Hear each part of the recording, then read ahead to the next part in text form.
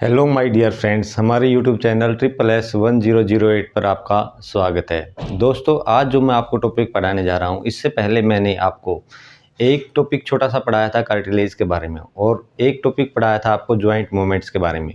वो दोनों मैंने पहले इसीलिए पढ़ाए थे क्योंकि आज जो टॉपिक मैं आपको पढ़ाने जा रहा हूँ, टाइप्स ऑफ जॉइंट, वो टॉपिक जो मैंने आपको पढ़ा दिए हैं, उनके बिना ये टॉपिक अधूरा था। टीचर्स क्या करते हैं, इसी टॉपिक के अंदर एक ही क्लास के अंदर ये सारा जॉइंट मूवमेंट भी बता देते हैं। कार्टिलेज के बारे में तो कोई मेरे ख्याल से कोई टॉपिक लेता ही नहीं है, इम्पोर्टेंस ही नहीं समझता उसकी। और जो टाइप ऑफ जॉइंट्स हैं वो भी एक साथ पढ़ा देते हैं, जिससे क्या होती है, स्टूडेंट के दिमाग में खिचड़ी पक जाती है और उसको अच्छे से समझ में नहीं आता। जबकि हमारे स्केलेटल सिस्टम के अंदर इतनी सारी क्लासेस हमने दी हैं, जो कि पूरी 206 हड्डियों के बारे में बताया है, शायद उससे इतने क्वेश्चन ना भी आए टीजीटी और पीजीटी में। यूजीसी नेट में तो उससे क्वेश्चन आएंगे, लेकिन टीजीटी और पीजीटी में शायद उससे क्वेश्चन ना आए, लेकिन हमारे टाइप ऑफ जॉइंट से क्वेश्चन पक्का निकल के आता है। और एक नहीं, 2-3 क्वेश्चन भी एक एग्ज़ाम के अंदर देखने को मिल जाते हैं। इसलिए ये टॉपिक छोटा है लेकिन वेरी इंपॉर्टेंट है हमारे एग्ज़ाम पॉइंट ऑफ व्यू से। ये आपको अच्छे से समझ में आए, इसीलिए मैंने आपको पहले कार्टिलेज के बारे में पढ़ाया, फिर आपको जॉइंट मूवमेंट के बारे में पढ़ाया। आज हम टाइप ऑफ जॉइंट को आगे बढ़ाएंगे। एक ही क्लास में तो मैं आपको नहीं समझाऊंगा ये, क्योंकि थोड़ी सी लंबी वीडियो हो जाएगी, जो कि आपको देखने में शायद बोरिंग हो सकती है। लेकिन हम इसको 2 पार्ट में समझाएंगे। लेकिन जैसे मैंने आपको कार्टिलेज का पूरा ऑपरेशन पूरा खोल के आपको बताया था, उससे भी आज मैं आपको ज़्यादा डीप में पढ़ाऊँगा। जो मैंने आपको स्ट्रक्चर बना के दिखाया था, उसका एडवांस स्ट्रक्चर आज तो शायद नहीं होगा, लेकिन नेक्स्ट क्लास में मैं आपको वो पूरा स्ट्रक्चर बिल्कुल बारीकी से समझाऊंगा, जिससे आपके दिमाग में पूरा वो फिट बैठ जाएगा और कॉन्सेप्ट से आप उन क्वेश्चनों के आंसर दे पाओगे जो एग्जामिनर थोड़ा सा घुमा के पूछ लेता है। अगर हम इसको डीप नहीं करेंगे, ऊपर से जैसे और टीचर करते हैं, स्लाइड में दिखाए सारे नाम और टिक टिक टिक करके एकदम बता देते हैं, वो आपके दिमाग में एक बार तो लगेगा हाँ आपको आ गया, लेकिन आपको अच्छे से नहीं आएगा। जब कॉन्सेप्ट से क्वेश्चन पूछ लेगा एग्जामिनर, तो आपको फिर वो समझ में नहीं आएगा। इसलिए हमें बड़ा बारीकी से, बड़ा ध्यान से और बड़ा ही डीपली उसको पढ़ना पड़ेगा। तो आज हम यहाँ पे आपको स्टार्ट करते हैं टाइप्स ऑफ जॉइंट की क्लास, जो कि वेरी इंपॉर्टेंट है।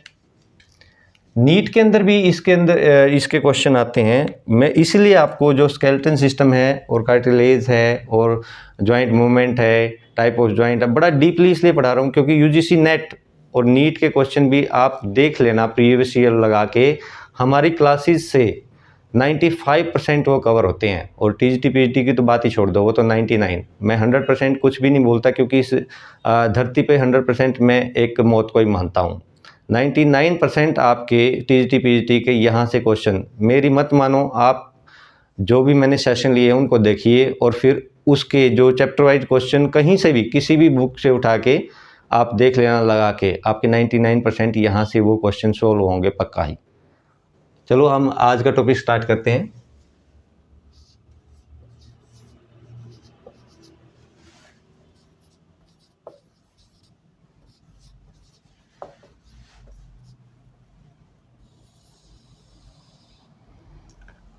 टाइप ऑफ जॉइंट्स, पहले हम जिक्र कर लेते हैं कि जॉइंट होता क्या है। जॉइंट जहाँ पे 2 हड्डियाँ आके आपस में जुड़ती हैं, उसे हम संधि या फिर जॉइंट बोलते हैं। आप बोलोगे ये तो बहुत बड़ी बात बता दी हमारे को सर आपने, ये तो हमें पहले से ही पता था। अगर आपके दिमाग में ये बात आई है तो इसका मतलब आप प्रेजेंस ऑफ माइंड बैठे हो, और आगे की कहानी मैं आपको पूरी समझा दूंगा। जो हमारे जॉइंट्स होते हैं, इनको संरचना और गति के, यानी कि स्ट्रक्चर और मूवमेंट बेस पे 3 भागों में बांटा गया है। चलो हम उसके बारे में बात कर लेते हैं। मैं आपको टेबल फॉर्म में समझाऊंगा, मैं इसको कहानी के तौर पे भी आपको लिखवा सकता हूँ, लेकिन आप उसमें फिर डिफरेंस नहीं कर पाओगे। लेकिन मैं टेबल फॉर्म में आपको मैं समझा दूंगा, तो ये समझ लो पूरे जो टॉपिक का निचोड़ है वो आप इस टेबल से समझ जाओगे। उसके आगे समझना आपके लिए ईजी हो जाएगा। वैसे भी अगर आपने वो पहले वाली 2 क्लास देख रखी हैं, कार्टिलेज की और जॉइंट मूवमेंट की, तो आपको समझो कि 40% तो आप पहले ही इसके बारे में सीख चुके हो, 60% और सीखना है, वो हम यहाँ पे कवर कर लेंगे। तो सबसे पहले बात करते हैं जो इसके 3 प्रकार मैंने आपको बताए थे, जॉइंट के 3 भागों में बांटा गया है। एक होता है अचल, और दूसरा है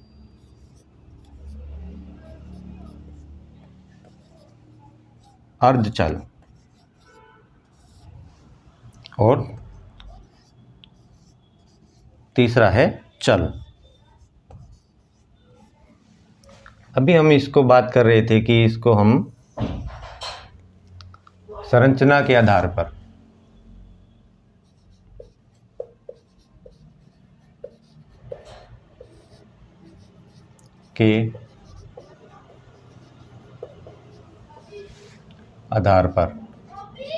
यानी कि on the basis of structure,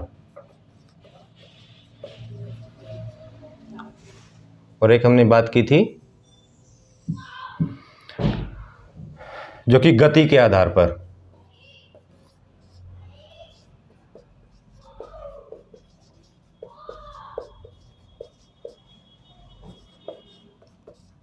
on the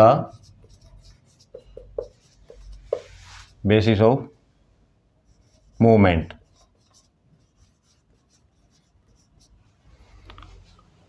जो ये अचल होता है, अचल संधि, तो अचल संधि क्या होती है, ये फिक्स होती है, यानी कि इसमें मूवमेंट नहीं होती। तो यहां पर हम लिख लेंगे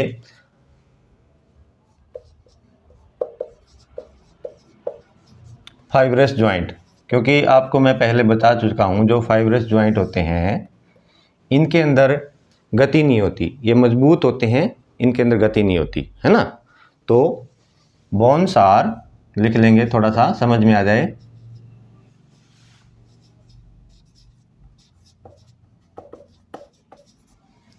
ज्वाइंट बाय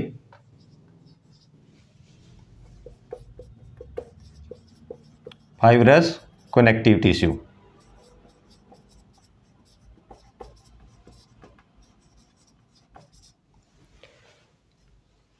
इसके बारे में पहले भी मैं आपको बता चुका हूं, जो ये फाइब्रस ज्वाइंट होते हैं तो ये फाइब्रस कनेक्टिव टिश्यू से मिलकर बने होते हैं, इसीलिए इनके अंदर मतलब मूवमेंट नहीं होती। बताता हूं, आपको बताऊंगा मैं कि थोड़ी बहुत मूवमेंट होती है तो वो कब होती है, वो आगे चल के आपको बताऊंगा। पहले आप इसको सिर्फ देख लीजिए। इन्हीं को हम क्या बोलते हैं, इमूवेबल ज्वाइंट।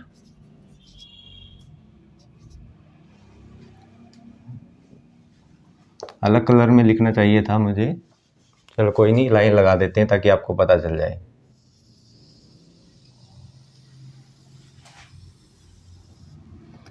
इमूवेबल ज्वाइंट बोलते हैं इनको, या फिर इन्हीं को हम क्या बोल देते हैं, अगर ये इमूवेबल है तो ये फिक्स ज्वाइंट है, फिक्स ज्वाइंट भी बोलते हैं। या फिर साइंस की भाषा में हम इनको क्या बोलते हैं वो हमें देखना है, क्योंकि एग्जाम में इसका ये नाम भी पूछ लिया जाता है, सिनआर्थरोसिस। अगर आप इसमें देखोगे तो ये जो आर्थरोसिस होता है इसका मतलब ही ज्वाइंट होता है, तो ये नाम भी पूछ लेगा आपसे, सिनआर्थरोसिस। फिक्स ज्वाइंट के नाम से पूछे, इमूवेबल ज्वाइंट के नाम से पूछे, हम साइंस के टर्म में इसको सिनआर्थरोसिस बोलते हैं। इसी प्रकार से जो हमारा दूसरा ज्वाइंट है,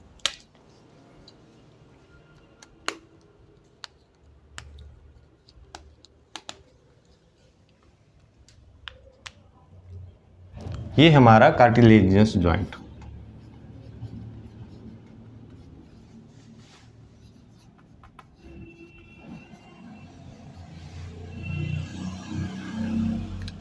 अब जाहिर सी बात है जो कार्टिलेज होगा वो थोड़ा सा तो स्मूथ मिले ही मिलेगा, है ना। तो इसके बारे में थोड़ा सा लिख लेंगे हम, कार्टिलेज का मैंने आपको डिटेल से पढ़ाया हुआ है, जिन बच्चों ने देख रखा है वो बिल्कुल आसानी से समझ जाएंगे, है ना। तो यहाँ पे bones are joint by hyaline cartilage या फिर फाइब्रो कार्टिलेज।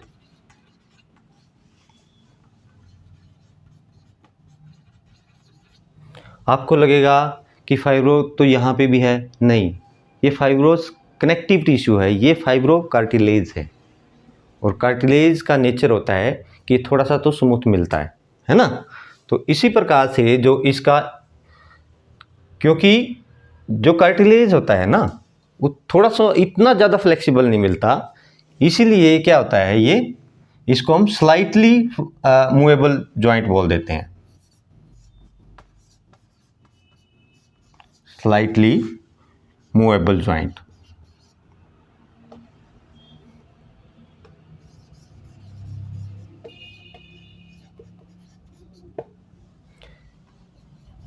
या फिर साइंस की भाषा में इसे हम क्या बोलते हैं, साइंस की भाषा में, और ज़्यादातर पेपर में यही पूछता है, एम्फीआर्थ्रोसिस। जैसे कि मैंने आपको बताया ये इसका तो मतलब ही ज्वाइंट होता है, तो नाम तो सिर्फ ये बच गया, है ना। इसी तरह ये आप देख सकते हो, है ना। ये देखने में बड़े लगेंगे, लेकिन आप अगर कॉन्सेप्ट को समझोगे तो ये बहुत छोटे छोटे नाम है ना। तो इसी तरह जो हमारा तीसरा आता है चल संधि, वो सबसे ज़्यादा हमारी बॉडी में ये चल संधि मिलती है ना। तो इसको हम बोलते हैं साइनोवियल जॉइंट। साइनोवियल जॉइंट सबसे ज़्यादा बॉडी के अंदर हमारे यही मिलते हैं, है ना। तो इसके बारे में थोड़ा सा लिख लेंगे, आर्टिकुलेटिंग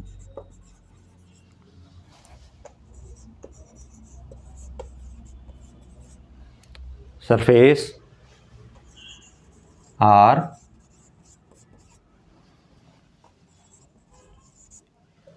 enclosed within fluid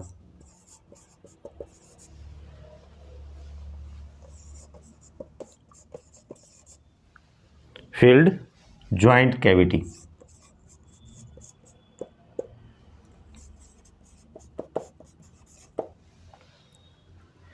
अभी इस कहानी के ऊपर मत जाना, ये मैंने आपको थोड़ा सा बता दी है। जब आप पूरा टॉपिक पढ़ोगे और मैं गहराई से इसके बारे में बताऊंगा विद आपको यहाँ पे इसका डायग्राम बना के, लास्ट में साइनोवियल का मैं आज नहीं कल बना के बताऊंगा, जब आपको ये पूरा क्लियर हो जाएगा उस टाइम आपको सिर्फ इस चीज़ को अगर आप देखोगे एग्ज़ाम में जाने से पहले तो ये समझ लो पूरा टॉपिक आपके दिमाग में आ जाएगा। इसलिए मैंने ये टेबल फॉर्म में आपको लिखवाया है। इसका भी हम लिख लेंगे साइनोवियल को, क्योंकि ये साइनोवियल फ्लूइड भरा होता है इसके अंदर, जिससे ये चारों तरफ मूवमेंट कर सकता है ना। इसके बारे में बहुत ही गहराई से पढ़ेंगे हम। अभी इसके बारे में लिख लो, फ्रीली मूवेबल।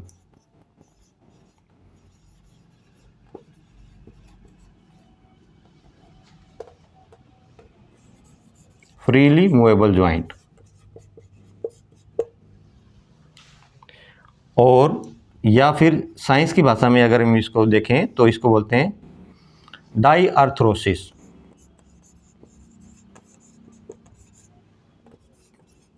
जॉइंट, इसका एक नाम और है, इसे ट्रू जॉइंट भी बोल देते हैं, ट्रू जॉइंट। क्योंकि सबसे ज़्यादा जो मूवमेंट होती है हमारे जॉइंट कर पाते हैं वो साइनोवियल जॉइंट वाले ही जॉइंट है, जो हमारी मूवमेंट इसमें ज़्यादा होती है। क्योंकि इसमें फ्लेक्शन, एबडक्शन और हमारा एडक्शन, एबडक्शन, है ना, ये सारे सर्कमडक्शन, ये सारी जितनी मूवमेंट है ये इसके साइनोवियल जॉइंट के अंदर यहाँ पे हम कर सकते हैं। इसके भी अलग अलग प्रकार हैं उनके बारे में हम जब पढ़ेंगे तो आपको पता चल जाएगा किससे क्या कर सकते हैं। एक बार आप इसको पूरे को दिमाग में बिठाओ, यानी कि उतार लो, पूरा टॉपिक आपको समझ में आ जाएगा।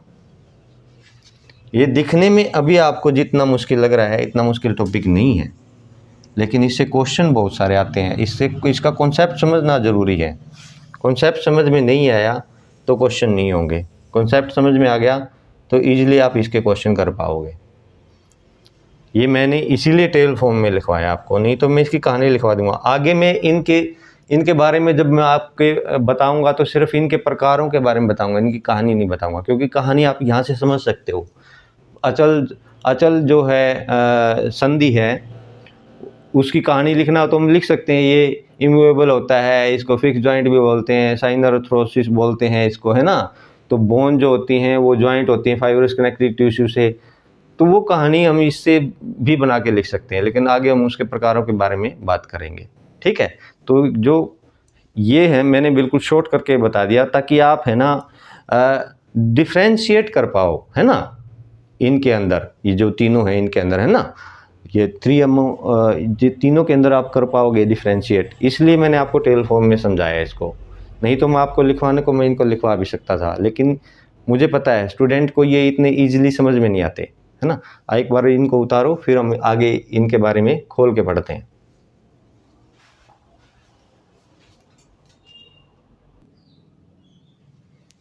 अब इनकी टाइप्स की बात कर लेते हैं हम। जैसे अचल संधि है तो इसके कितने टाइप हैं उनके बारे में पढ़ेंगे।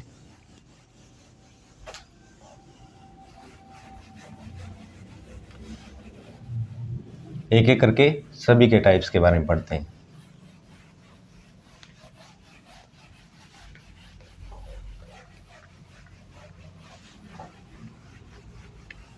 देखने में बड़ा ही छोटा टॉपिक लगता है ये, लेकिन आप एक बार प्रीवियस ईयर लगा के देखना, ज़्यादातर टीजीटी और पीजीटी के क्वेश्चन या पीटीआई के क्वेश्चन इसमें से आते हैं। स्केलेटन सिस्टम के जो क्वेश्चन है, ज़्यादा डीप क्वेश्चन जो है वो नीट में और यूजीसी नेट के लिए पूछते हैं, लेकिन टीजीटी पीजीटी या पीटीआई में मैंने देखा है कि इससे जॉइंट मूवमेंट से इससे ज़्यादा क्वेश्चन निकल के आते हैं। तो हम बात कर लेते हैं अचल संधि के बारे में। इनके कितने इसके प्रकार हैं। अचल संधि,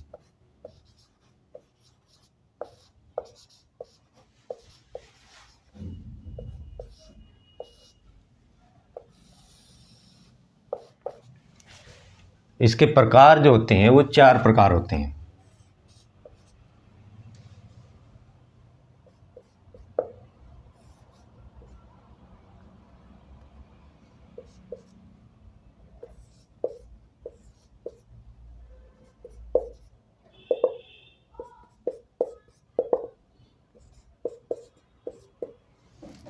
सबसे पहला है सूचर,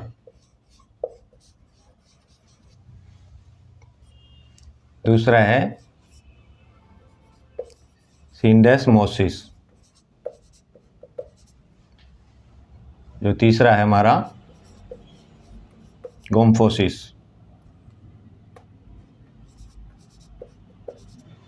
और चौथा है हमारा सैक्रोइलियक।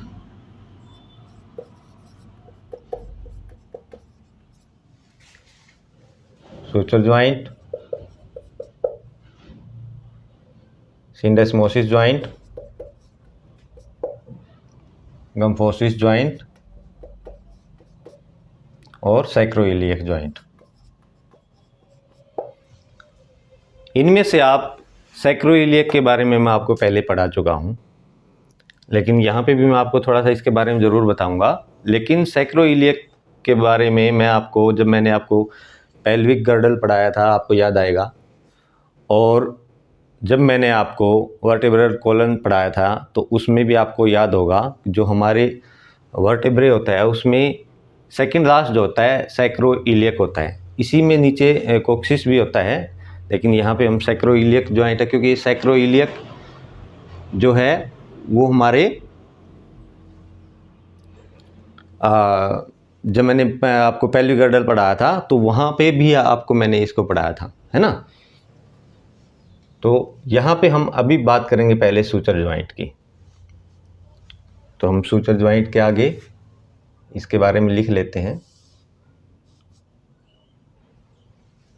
जो सूचर ज्वाइंट होते हैं हमारे, ये हमारे खोपड़ी में पाए जाते हैं। इसको एक बार मिटा लेते हैं, फिर पूरा लिख लेते हैं। इनको पहले मिटा के फिर लिखते हैं।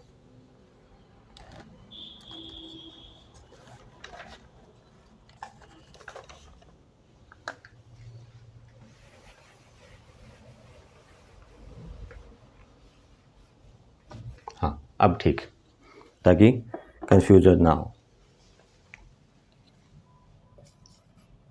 ये है छोटे तंतु या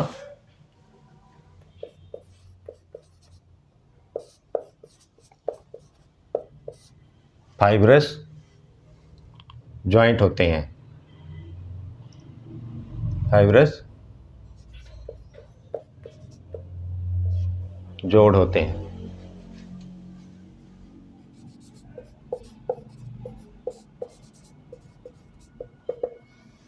हमारी जो खोपड़ी की 22 हड्डियां हैं, इन्हें हम जॉइंट होते हैं, इन्हें हम सूचर जॉइंट बोलते हैं।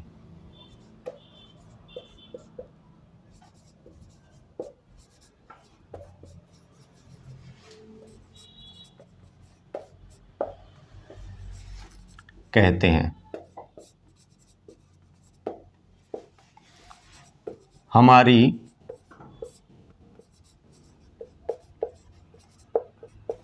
खोपड़ी की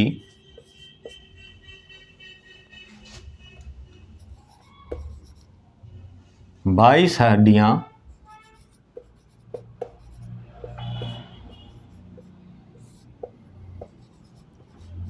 इन्हीं सूचर ज्वाइंट द्वारा जुड़ी होती हैं।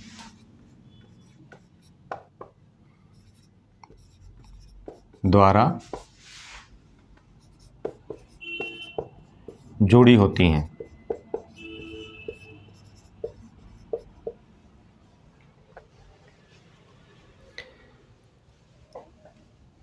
खोपड़ी का सबसे बड़ा सूचर, इसमें से क्वेश्चन निकलेंगे।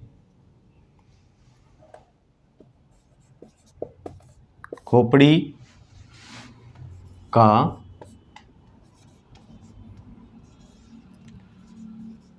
सबसे बड़ा सूचर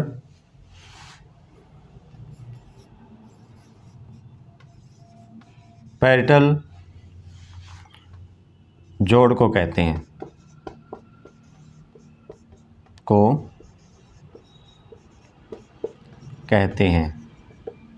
इस जोड़ का नाम भी लिख लेंगे।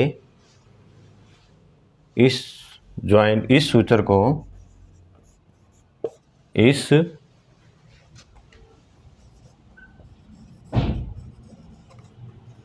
को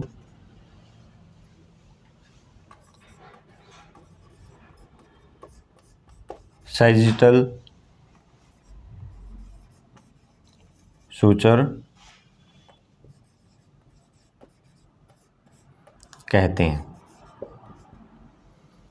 जब मैंने आपको खोपड़ी की 22 बोनों के बारे में आपको पढ़ाया था, यानी कि 8 हमारे सिर में और 14 हमारे फेस में, है ना। तो उस टाइम पे मैंने आपको ये चीज़ें नहीं पढ़ाई थी सूचर के बारे में, क्योंकि वहाँ पे ये इनका इम्पोर्टेंस नहीं था। यानी कि वहाँ पे अगर मैं आप पढ़ा देता तो वहाँ पे खिचड़ी मच जाती। यहाँ पे मैं आपको उन सारी हड्डियों के बारे में नहीं पढ़ाऊंगा, लेकिन मेनली इन सूचर्स के बारे में पढ़ाऊंगा कि एक दिखने में कैसे होते हैं और कौन कौन सा सूचर इम्पोर्टेंट है।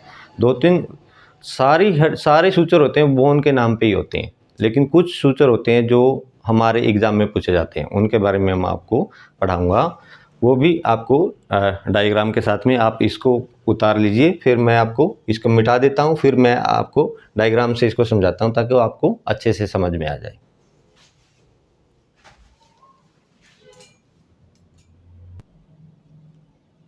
अब इसको डायग्राम से समझते हैं। डायग्राम से आपको ये अच्छे से समझ में आ जाएगा, क्योंकि हमारी जो दिमाग की मेमोरी होती है वो ज़्यादातर पिक्चर मेमोरी होती है।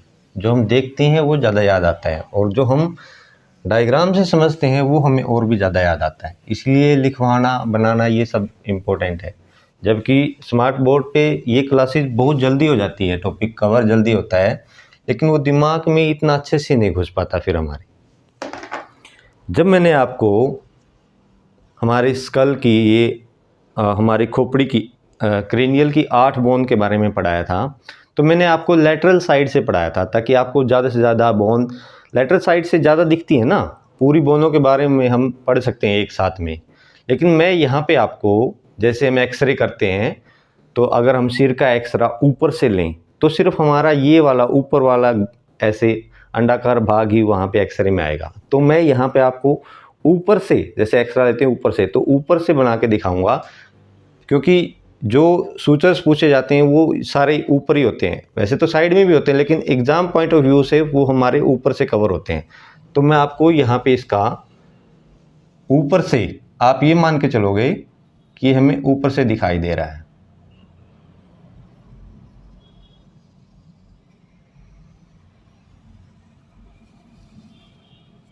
तो इस प्रकार से कुछ हमारा सिर दिखाई देता है। मेरी पेंटिंग के ऊपर मत जाना इतना,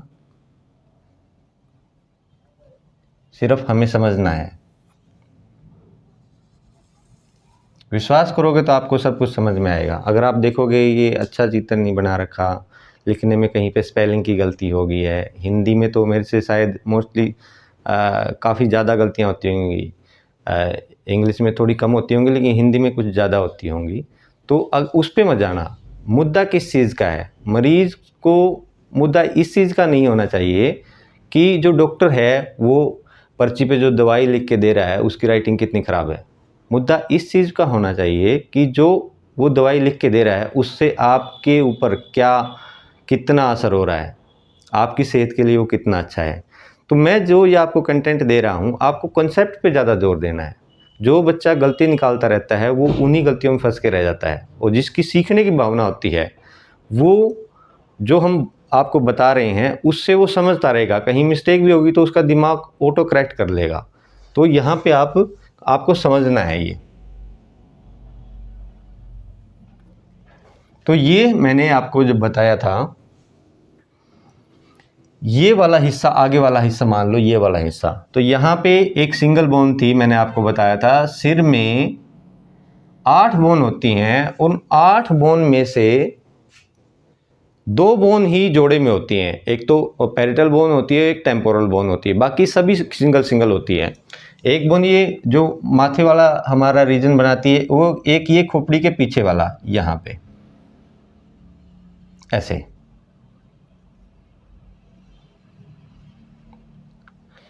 और एक यहाँ से आप बीचों बीच निकाल दो ये। अभी ये जो बोन है माथे वाली, इसको हमने पढ़ा था, ये हमारी कौन सी बोन थी? Frontal bone.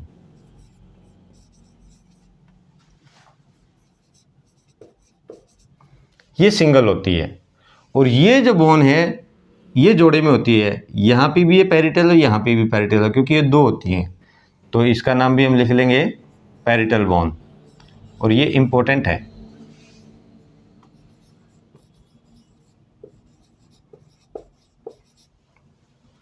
ये भी पैरिटल है, ये भी पैरिटल है, और ये वाली जो खोपड़ी के पीछे की होती है ये होती है ओसिपिटल बोन।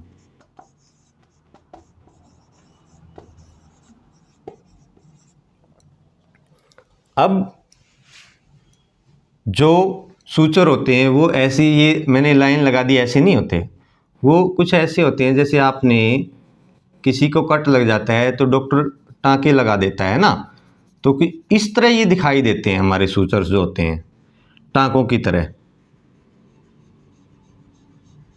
ऐसे करके।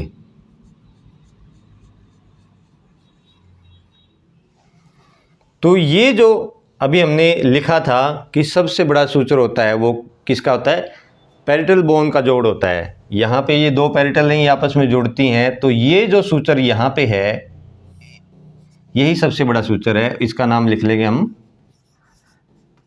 Sagittal suture.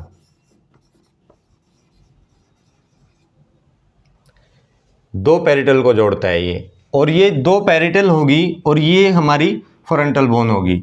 तो इन दोनों को जोड़ने का काम जो करता है ये वाला सूचर होता है, इसको हम बोलते हैं कोरोनल सूचर।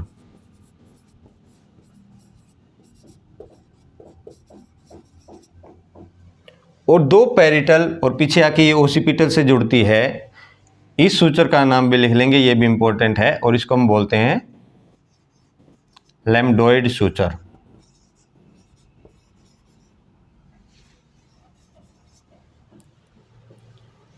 अब जो सूचर है एग्जाम पॉइंट ऑफ व्यू से सबसे इंपॉर्टेंट तो ये वाला है, और लैम्डोइड्स का भी आपको पूछ सकता है। वैसे तो जितनी भी 8 हड्डियां हैं सब के अंदर 8 क्या 22 के 22 हड्डियों के सूचर के नाम होते हैं, वो उन्हीं बोन के ऊपर होते हैं। और ये लेकिन इंपॉर्टेंट ये 3 ही हैं, ज़्यादातर इनके बारे में ही आपको पूछेगा, मोस्टली तो इसके बारे में पूछ लेगा। और थोड़ा सा अगर आप डीप में जाना चाहो, जो यूजीसी नेट वाले हैं या नीट वाले स्टूडेंट हैं, यहाँ पे एक पॉइंट बन जाता है, यहाँ पे बना देता हूँ मैं। यहाँ पे एक मार्क बनता है, सेम ऐसे ही यहाँ पे एक मार्क बनता है, जहाँ पे ये 3 प्लेट होती हैं, ये 3 बोन होती हैं, जैसे ये 2 पैरिटल और एक यहाँ पे फ्रंटल। यहाँ पे जो मार्क बनता है इस मार्क का भी नाम पूछ लिया जाता है, और इसको हम बोलते हैं ब्रिग्मा।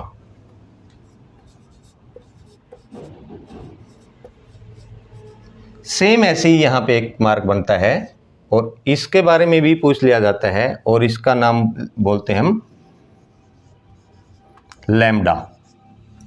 एक्चुअल में ये कहाँ से ड्राइव हुआ है इसके बारे में अगर लिखना चाहो तो ये एक ग्रीक वर्ड है,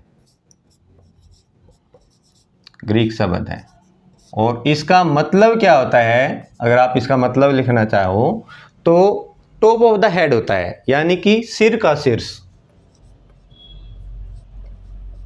सिर का शीर्ष।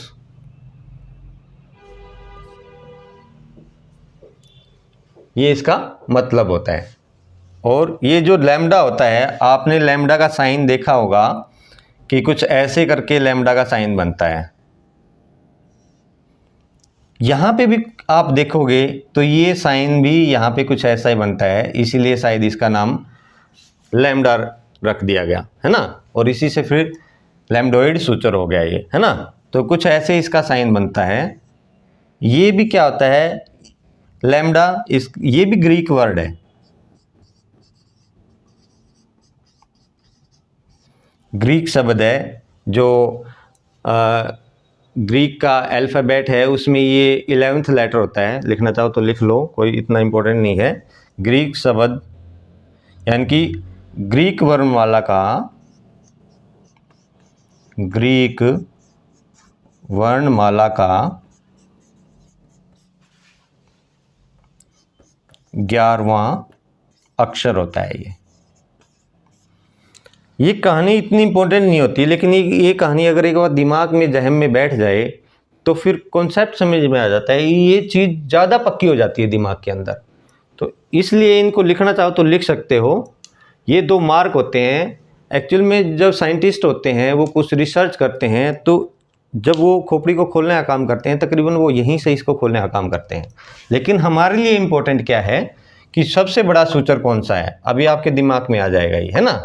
तो ये सैजिटल सूचर है, दो पैरिटल बोन को आपस में जोड़ता है, और पैरिटल बोन दोनों को और एक ही हमारी फ्रंटल बोन, इनको जो जोड़ने का काम करता है ये वाला सूचर होता है कोरोनल सूचर। ऐसे ही 2 पैरिटल और एक ये ओसिपिटल, इनको जोड़ने का काम करता है लैम्डोइड सूचर। ये हमारे एग्जाम के लिए इम्पोर्टेंट है। आप इसका चित्र के साथ बना लो ताकि आपको दोबारा ये याद रहे, यहाँ से क्वेश्चन पूछ लिया जाता है, वेरी इंपॉर्टेंट है ये। तो इसको उतारो, फिर इसको मिटा के आगे चलते हैं हम।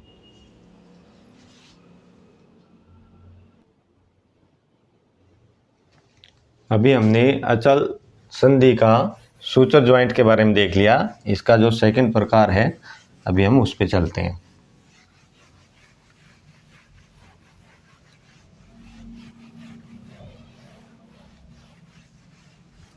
स्टूडेंट, मैं बहुत ही धीरे धीरे पढ़ाता हूँ ताकि जो बच्चा बिल्कुल कमज़ोर है या अभी शुरुआती दौर पे है वो भी अच्छे से समझ पाए।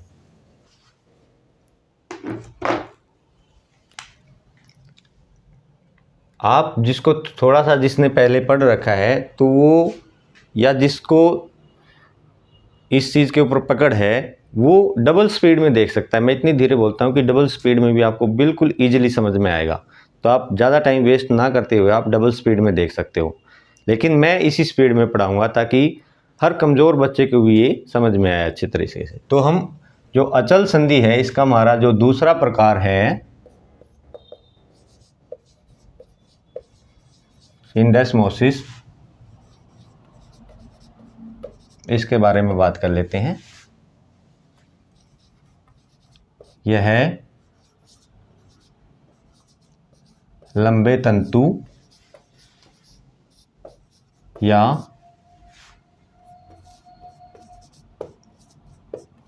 फाइब्रस से बने हुए जोड़ होते हैं।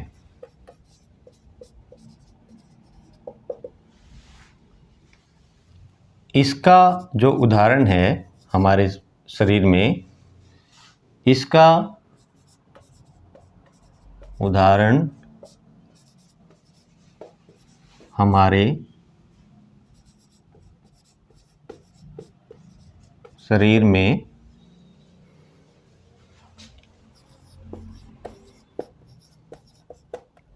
इंफीरियर टिबियो फिबुलर जॉइंट होता है।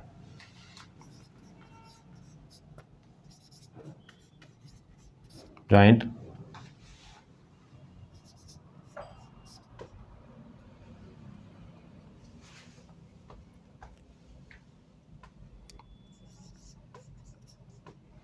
होता है। यह ऐसा जोड़ होता है, या एक मात्र लिख सकते हो, यह एक मात्र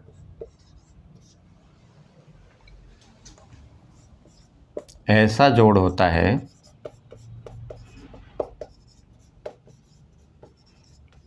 है जो चल संधि के पास स्थित होने के बावजूद भी अचल होता है।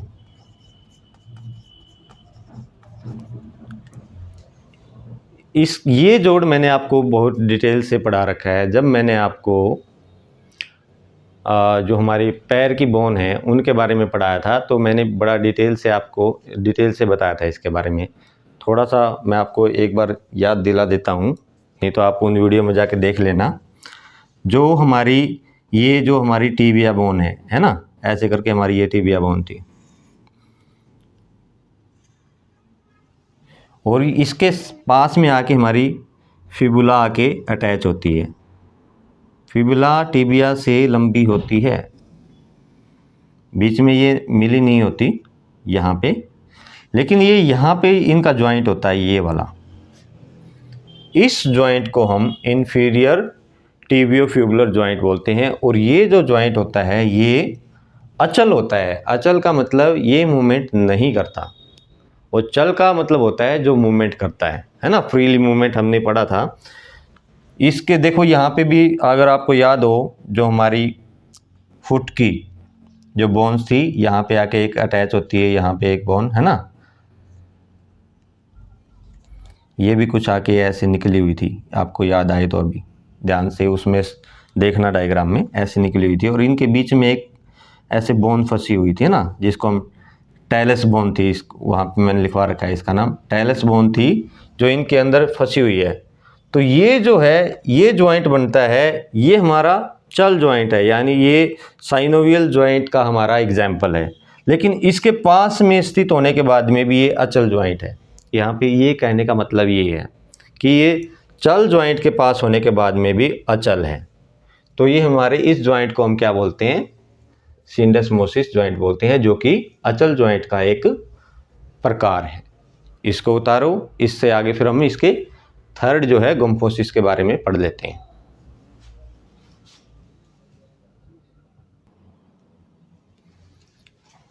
अभी हम जो इसका थर्ड टाइप है गुम्फोसिस जॉइंट उसको पढ़ते हैं।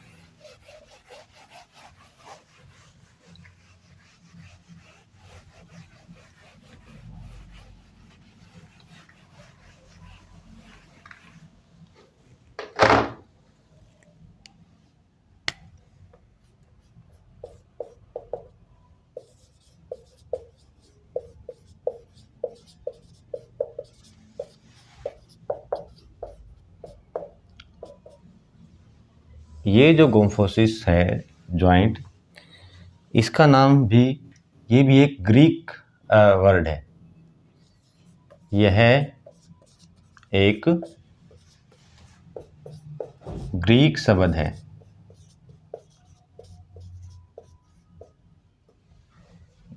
क्वेश्चन पूछ ले जाते हैं कि ये शब्द कहाँ से आया, तो इसलिए इनके बारे में लिखवाना जरूरी हो जाता है। और जिसका अर्थ क्या होता है गुम्फोसिस का, जिसका अर्थ बोल्ट होता है। आपने नट बोल्ट के बारे में सुना होगा, बोल्ट होता है। इस जोड़ को हम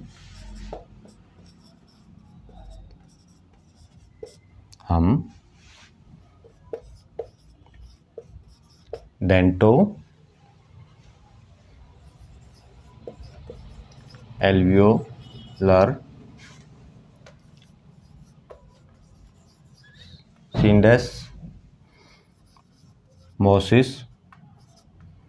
जॉइंट कहते हैं। इसका एक अतिरिक्त नाम भी होता है, अतिरिक्त नाम पैग एंड शॉकेट जॉइंट भी बोलते हैं इसको। पैग एंड शॉकेट जॉइंट भी कहते हैं। जिस लिगामेंट के द्वारा, जिस लिगामेंट के द्वारा दांत शॉकेट के अंदर जुड़ा होता है,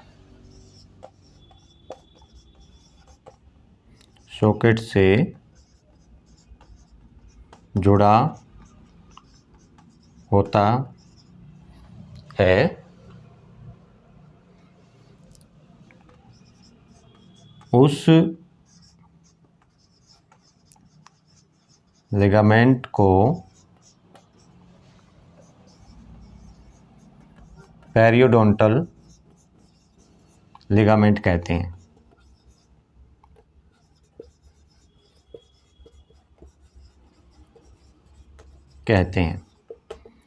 इतना इसके बारे में लिखना ज़रूरी है जिसमें से क्वेश्चन निकल सकते हैं। मैं इसका छोटा सा आपको चित्र भी बना के दिखा देता हूँ ताकि आपको समझ में आ जाए। ये जो पेरियोडोंटल लिगामेंट है ना, इसके अंदर जब मैंने आपको कार्टिलेज पढ़ाया था तो उसमें बताया था जिसके अंदर कोलेजन की मात्रा ज़्यादा होती है वो क्या होता है, सख्त होता है, वो उसके अंदर मूवमेंट नहीं होती। लेकिन जिसके अंदर इलास्टिन की मात्रा होती है वो फ्लेक्सिबल होता है। तो इसके अंदर जो पेरिडोंटल लिगामेंट होता है इसके अंदर कोलेजन की मात्रा बहुत ज़्यादा होती है और ये सीमेंट का काम करता है। हमारा दांत कभी नहीं हिलता, जब हिलने लग गया तो समझ लो फिर वो टूटेगा। तो इसके अंदर जो पेरियोडोंटल लिगामेंट होता है इसके अंदर कोलेजन की मात्रा ज़्यादा होती है। मैं थोड़ा सा आपको चित्र के माध्यम से बता देता हूँ। चलो यहाँ पे बना देता हूँ, यहाँ पे आपको दिखाई दे रहा होगा ऐसे, ये हमारा ऐसे करके ये हमारा ऐसे टूथ होता है ना। और ये जिस सॉकेट में फिट होता है, मान लो ये वो सॉकेट है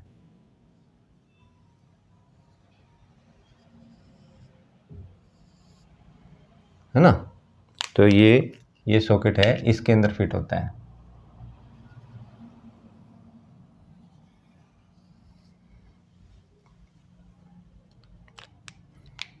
बाकी जो यहाँ पे ये आपको दिखाई दे रहा है ये हमारी मैंडिबल के अंदर होता है। मैक्सिला के अंदर भी होता है यही सेम, ऐसे ही peg and socket joint maxilla के अंदर भी मिलते हैं। ये हमारी यहाँ पे मैंडिबल मान लो, ये मैंडिबल है। तो ये जो जॉइंट यहाँ पे बन गया ये हमारा गोम्फोसिस जॉइंट बन गया। अब आपको समझ में आ गया होगा। यहीं पे हमारा जो लिगामेंट होता है पेरियोडोंटल लिगामेंट होता है जो इस पैक को यहाँ पे ये कीलनुमा स्ट्रक्चर है ये इसके अंदर इसको फिट रखता है और ये हिलता नहीं, एज ए सीमेंट ये काम करता है। तो आप इसको एक बार देख लो और इसका छोटा सा चित्र बना लेना ताकि आपको आगे इससे याद करने में आसानी हो जाए।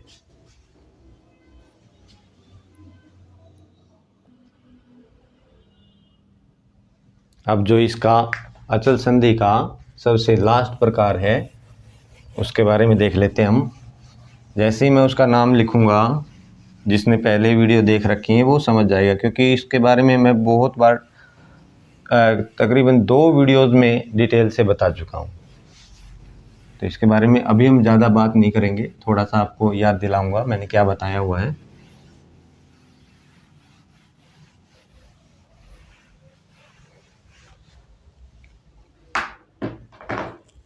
तो ये जो इसका लास्ट प्रकार है अचल संधि का सैक्रो इलियक जॉइंट, थोड़ा सा लिखेंगे इसके बारे में भी।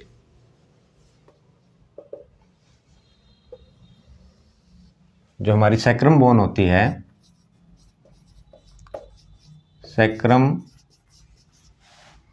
बोन का बाहरी भाग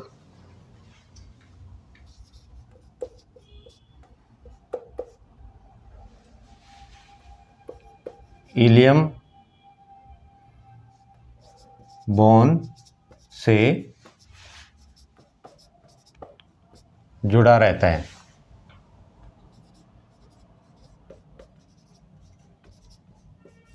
जिसे हम सैक्रो इलियक जॉइंट बोलते हैं, जॉइंट कहते हैं। इसके बाद बारे में हम ऑलरेडी पढ़ चुके हैं। थोड़ा सा अगर आप देखना चाहो तो मैंने बताया था आपको ऐसे कुछ हमारी सैक्रम होती है ना, याद आया हो तो आपको। और ये जो हमारी इलियम होती है, ऐसे कुछ हमारी ऐसे इलियम बोन होती है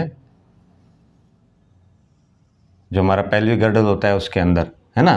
तो यहाँ पे जो ये जॉइंट बनता है जिसमें ये इलियम बोन यहाँ पे आके टकरा, इलियम बोन होती है ये इससे जुड़ती है, तो ये वाला जो जॉइंट बनता है, ये वाला अलग कलर से बना देता हूँ मैं। तो ये जो जॉइंट बनता है ये इससे जुड़ता है, जो ये वाला जॉइंट, इस जॉइंट को हम सैक्रो इलियक जॉइंट कहते हैं। इतना आपको देख लेना है, नहीं तो आप जो मैंने पहले ही वीडियो बनाई हुई है इनके बारे में, उसमें आप जाके एक बार डिटेल से इसके बारे में पढ़ सकते हो। क्योंकि वीडियो बहुत ज़्यादा लंबी जा रही है और मैं ये चाहता हूँ कि बहुत ज़्यादा एक साथ ना पढ़ाऊँ, ताकि ज़्यादा लंबी हो जाएगी, तकरीबन 2 घंटे या 2.5 घंटे का टाइम चाहिए हमें पूरा एक साथ पढ़ाने में, और इतनी ज़्यादा बड़ी लंबी स्टूडेंट वीडियो नहीं देख पाते हैं। तो यहीं पे रखते हैं दो, इसके जैसे हमने अचल संधि आज पूरी पढ़ा दी है, ऐसे ही हमारी अर्धचल है और चल है, वो भी 2 सेपरेट वीडियो में आपको मैं पढ़ा दूंगा कल या परसों में ही। और उसके बाद आप इसको एक साथ जब भी आप रिवीजन करोगे तो डबल स्पीड में तीनों वीडियो को एक साथ डबल स्पीड में करके देख सकते हो। नोट्स इसके प्रिपेयर करते रहना। मैं आपको फिर बता रहा हूँ स्टूडेंट, जितना डीप मैं आपको पढ़ा रहा हूँ आपको पेड कोर्स में भी कहीं नहीं मिलेगा, और मेरे ऊपर विश्वास मत कीजिए आप, लेकिन मैंने जितना आपको पढ़ाया है वो पढ़ के और उसी चैप्टर वाइज आप क्वेश्चन किसी बुक से लगा के देखो, आपको पता चल जाएगा कि कितना डीप हम कंटेंट को ले रहे हो। मैं ये चाहता हूँ जो भी नीडी स्टूडेंट है, जो कहीं पे करके नहीं पढ़ सकता, वो यहाँ से पढ़ सकता है।